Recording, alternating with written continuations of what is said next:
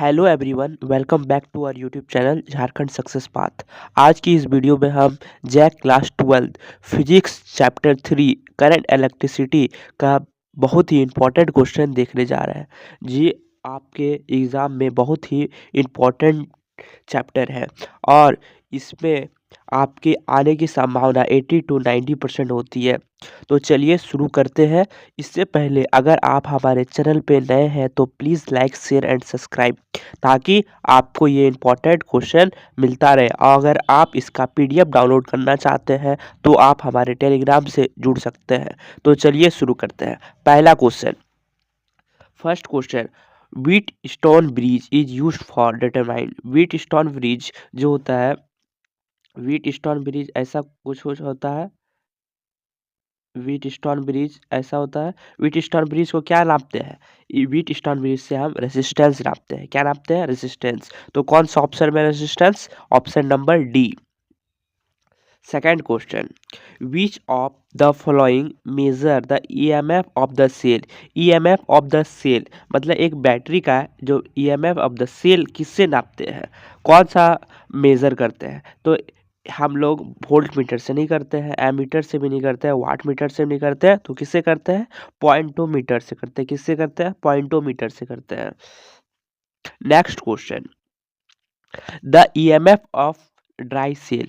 EMF क्या होता है एक ड्राई सेल का? एक ड्राई सेल का जो ईएमएफ होता है वो हमारा 1.5 वोल्ट होता है। कितना होता है? 1.5 वोल्ट।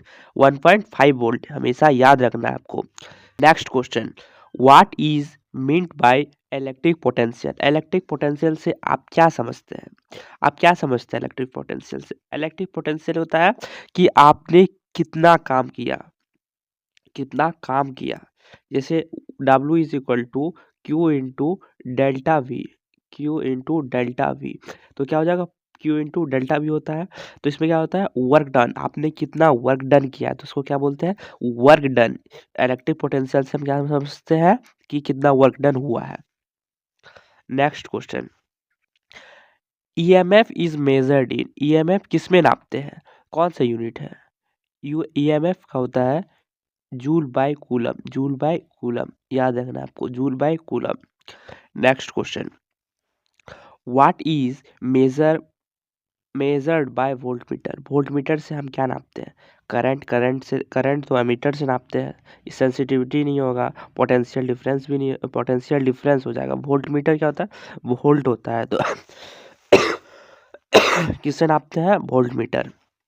वोल्टमीटर किससे नापते हैं? क्या नापते हैं वोल्टमीटर से? Potential difference. Potential difference. Next question, which of the following cell can be recharge. कौन सा सेल है जो रिचार्ज कर सकते हैं हम लोग बाद में? कौन सा होता है? Fuel cell. कौन सा? Fuel cell. Next question, in parallel combination of N cell we obtain. जो पैरेलल कॉम्बिनेशन में एन सेल जो लगा हुआ था ऐसे, ये ऊपर तक लगा रहेगा, तो इसमें क्या हम पाते हैं? इसमें हम ना वोल्टेज पाते हैं, क्योंकि वोल्टेज सेम रहता है। ये दोनों का बीच में जो वोल्टेज रहता है हर एक जगह सेम रहेगा। तो लेस वोल्टेज, वोल्टेज का तो इसमें वोल्टेज हमेशा सेम रहता है, तो करंट रहता है। तो इसमें हम लोग क्या पाते हैं? मोर करंट पाते हैं। क्या पाते हैं? मोर करंट। क्या पाते हैं? मोर current. Next question, what is the SI unit of resistance. Resistance का एसआई यूनिट क्या होता है? रेसिस्टेंस, ये रहा रेसिस्टेंस। रेसिस्टेंस का, रेसिस्टेंस को हम आर बोलते हैं। इसका एसआई यूनिट क्या होता है? ओम होता है। क्या होता है? ओम होता है। ओम कौन सा ऑप्शन में है? ए नंबर में।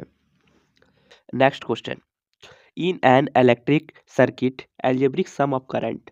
एक सर्किट में एल्जेब्रिक सम ऑफ करंट क्या होता है? मीटिंग एट एक पॉइंट पे, एक इधर करंट जा रहा है, एक इधर करंट जा रहा है, इधर करंट जा रहा है, और बीच में जो है न्यूट्रल पॉइंट हो जाता है। न्यूट्रल पॉइंट होने के कारण बीच में क्या होता है? जीरो होता है। क्या होता है? जीरो।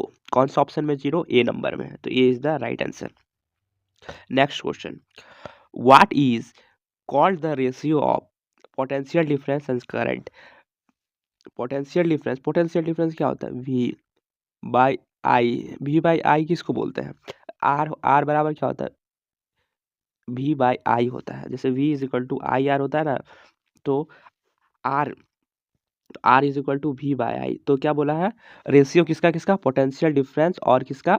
करंट का, तो क्या हो जाएगा रेसिस्टेंस। रेसिस्टेंस कौन सा ऑप्शन में है? Option number A. B number में रेसिस्टिविटी है, लेकिन वो नहीं होगा क्योंकि रेसिस्टिविटी अलग चीज होता है। Next question, what is the effect of increase in temperature? अगर हम इंक्रीज कर देते हैं temperature on resistance of a conduction, क्या होता है? R is equal to R not 1 + α∆t होता है। तो इंक्रीज जैसे करेंगे, जैसे ही हम इंक्रीज करेंगे तो उसका रेसिस्टेंस भी इंक्रीज करेगा, क्योंकि इसमें टेम्परेचर पे डिपेंड करता है, टेम्परेचर पे रेसिस्टेंस डिपेंड करता है। तो बी नंबर इसका सही आंसर हो जाएगा। Next question, what is the example of non ohmic resistance? Non ohmic resistance क्या होता है? कॉपर तो ओमिक कंडक्टर होता है, कार्बन रेजिस्टेंस भी होता है, फिलामेंटल लैंप भी होता है, तो डी हो जाएगा। डी क्या हो जाएगा? नॉन ओमिक रेजिस्टेंस हो जाएगा। Next question, which material has highest electric conductivity? Highest conductivity किसमें होता है? ऐसे हम लोग नॉर्मल यूज क्या करते हैं? कॉपर का करते हैं, नॉर्मल यूज कॉपर का करते हैं, लेकिन सबसे ज़्यादा जो इलेक्ट्रिक कंडक्टिविटी है वो सिल्वर का होता है। किसका होता है? सिल्वर का होता है। Next question, Ohm's law is followed by? Ohm's law किसके द्वारा फॉलोड किया जाता है? देखो, कंडक्टर के द्वारा। इंसुलेटर तो नहीं करता है, इंसुलेटर क्यों? तो इंसुलेटर में तो करंट फ्लो ही नहीं होता, सेमीकंडक्टर में थोड़ा थोड़ा होता है। तो इसमें किसका थ्रू हो जाएगा? फॉलोड किसके थ्रू होता है? कंडक्टर। हमेशा याद रखना है कि ओम्स लॉ कंडक्टर के लिए वैलिड है। Next question, Kirchhoff's junction rule is based on conservation of? Kirchhoff's law है, किर्चॉफ्स क्या होता था?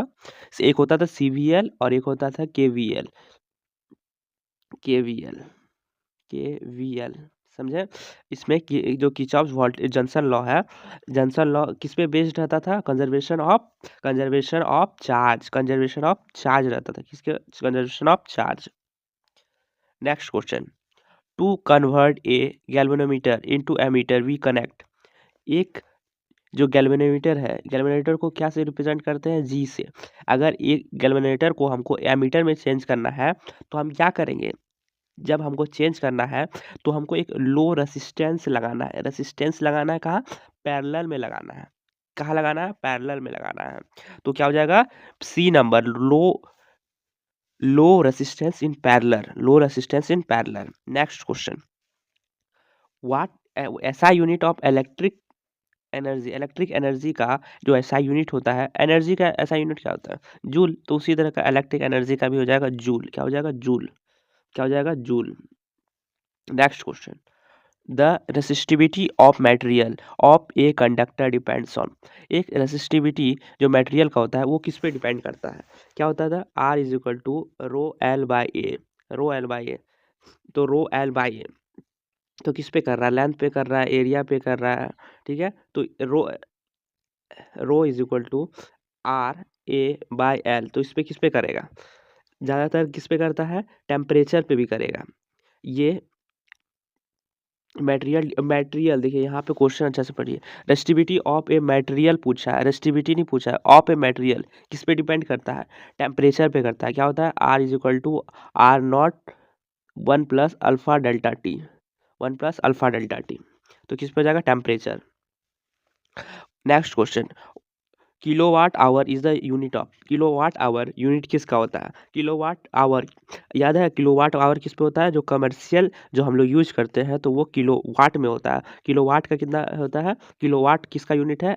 इलेक्ट्रिक एनर्जी का यूनिट है। इलेक्ट्रिक एनर्जी का यूनिट है। इलेक्ट्रिक एनर्जी का यूनिट है।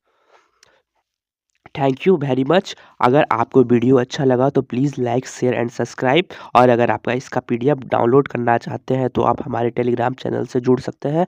धन्यवाद।